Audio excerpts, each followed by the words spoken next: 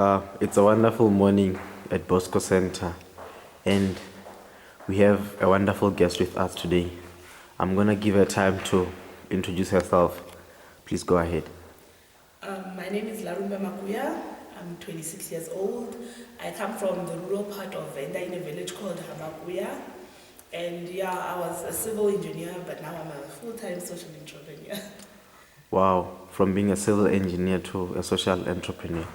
So, what influenced or inspired the shift from such a profession to something that's relatively new, especially to the Black community?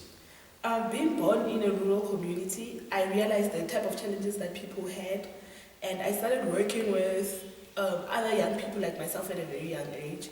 So when I left engineering, I realized that I'm too busy with being busy, and I don't really have time for me to fulfill what I want and what makes me happy. So I decided to leave civil engineering for something that would make me interact with the kids and make a difference. Wow, amazing. So, how did the people around you, the ones close to you, react to you shifting from engineering to social entrepreneurship?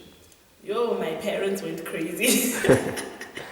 After 4 years of studying, then I just decided to drop this dream career. So people had different feelings about it, but now I'm glad that my parents are warming up to it because they see the difference that I'm making at the moment. Even if it's just affecting 10 people, but they're very enthusiastic about it and they love it. Wow. So, how and when did you realize that you really want to change careers, shift from being an engineer to being a social entrepreneur? I resigned in June 2013, but I wanted to do it in 2012. I kept on thinking about resigning, but I was like, how am I going to sustain myself? How's the family going to feel? Is it worth it after 5 years of having experience in the engineering industry? But yeah, in last year, June, I decided this is it. This is what I want to do for the rest of my life. Wow, wow, wow. So, what do you do in your social entrepreneurship space? Our social entrepreneurship is called Rural Bridge. So what we basically do is to train mothers and fathers to start small businesses.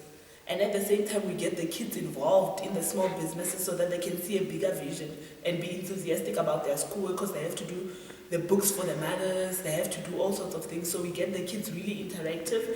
That way we create a relationship between the parents and the child. Wow, good. So, where do you see Rural Bridge in the next 10 years? In the next 10 years, I see Rural Bridge in all corners of the rural areas in South Africa, creating small changes and making sure that no kid goes to bed hungry.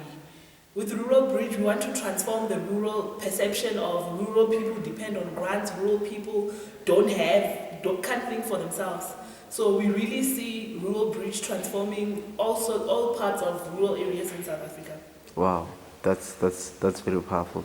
So, what do you think of today's young people, especially in South Africa? Today's young people, we have this drive for life, but at the same time, we don't know how to generate that energy in the right direction.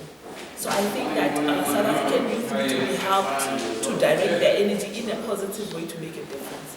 Cool.